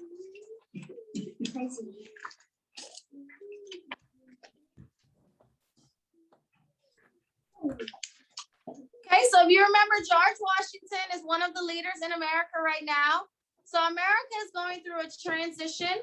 Remember, they were tired of England controlling them and England making all these unfair laws. So the people in America decided that they wanted to become separate from England. So they wrote the letter, the Declaration of Independence, to declare their freedom from England. So let's talk about how England felt about that on today. So in 66, just declaring freedom did not make our country free. So just because they wrote the letter and they said that they were free, it did not necessarily make them free. The King of England heard about the letter and he was not happy about it. He was like, what kind of letter is this that they are writing saying that they are free? Who said they could be free? So he decided that this was not going to work for him. And the people in the colonies were like, no, we want to be free. But the King of England did not want them to be free. So they had this huge disagreement with one another. England wanted to keep control of the colonies. The people in the colonies did not want England to have control anymore. So they decided to have a war about it. They were going to fight for freedom. So England was fighting to keep control of America, and the people in the colonies were fighting to become free from the King of England. So they had the war. This war was called the War for Independence. That's what they called this war. So the War for American Independence lasted for 6 years. So they fought in this war for 6 years. That's a long time to fight in a war, right? So they fought with one another for 6 years. George Washington became the first general to lead the army. So George Washington, remember, he was a soldier. He had fought, his first war was the French and Indian War. And by this time, when this war comes around, he's now a general, which is a leader in the army. And he decides that he's going to lead the soldiers to fight. It was a very difficult war. Some people died during this war, but they were willing to die for their freedom. So they fought for 6 years with one another, this war. They went back and forth. So it was tough. Many times George Washington was discouraged. They ran out of money at times. They didn't have supplies. They had to fight through the winter, which was hard, fighting through the winter. Some of the men gave up and some of them went home. They were like, I can't fight anymore. Okay, so after 6 years, the war finally came to an end after 6 years. So after that, they signed what's called a treaty to make peace with one another. So they wanted to become, they just decided to make peace. They had this war, they fought, they were like, you know what, fighting is not good for us. Let's just make peace with one another. So they signed this treaty, which was like an agreement to make peace with one another, okay? So they made peace. England decided that they would let the colonies be free. The colonies decided that they would, they were like, we'll be a free country. So they had this big war about it, but finally they are free. And that's what they wanted, right? This whole time, that's what they wanted, was to be free as a country. So on 67, when the war was over, America was free from England. Another sucker. Some people thought that each colony should become its own. So after the war finally ends, now the colonies decide, okay, well, what do we do moving forward as a country, and what do we do? So they decided that each colony should be its own country. At first, that's what they decided. They were like, well, how about we be our own country? That would work for us to all become our own country. Some thought that the 13 colonies should become one country together. So they kind of were going back and forth on like, what should we do? Should we have each colony be a different country, or should we all as one colony, the 13 colonies, become one country? They did not want to make too much of a strong government because they were afraid that someone would try to control them like the King of England had controlled them. So they had a big meeting in Philadelphia. Philadelphia obviously was one of their famous cities at this time, right? A lot of things are happening in Philadelphia. So many men, including George Washington, went to the meeting, and they decided that each colony would become what's called a state, okay? Which that's what we know it as today, state. So they decided that all of the colonies will become a state, and that each state together, all the states together, will be called America. That's where the name America came from, okay? So from the colonies, they turned into states, and all the states together was called America, the United States of America, okay? So after this, they decided, well, we do need to make a government, right? If we want to be a united country and we want to be one, we should make a government. We're just not going to make it controlling like the King of England had control over us. So they decided that they would make a plan for a government, a constitution, which would have all their laws and everything in it. So they decided we need to pick a president. Who do you think they picked?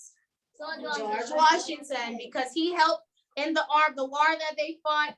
He helped them, he led them to victory. And so they said, there's nobody perfect to be our first president, our first leader of our country, but George Washington. So they chose him as the leader of the country. And that's why his nickname is the father of his country, because he was the first president. And so he was also president for 8 years. He served the president 2 times. A president serves one time. A president serves for 4 years, and then they can run again for 4 more years. So George Washington was president for 8 years, okay? Let's look at 68. People often say that George Washington was first in war, first in peace, and first in the hearts of his countrymen. He was first in war because he became the first general to fight for freedom.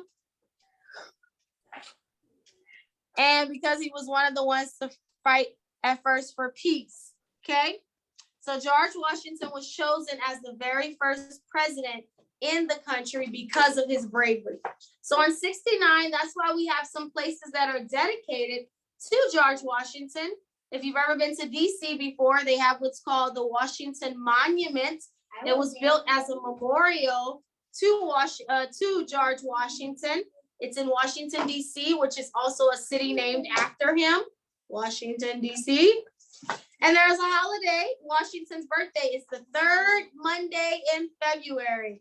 3rd Monday in February is the day that people celebrate George Washington's birthday. His birthday is actually February 22nd, but they set the date on the calendar as the third Monday in February, where they celebrate it. And instead of calling it George Washington Day, they call it President's Day because he was technically the first president. So they have a holiday called President's Day that's in February. It's every February 20, every third February, third Monday in February. That's when President's Day. So that's a holiday. You have to know this holiday is President's Day and it's celebrated the third Monday in February. So the date changes every year.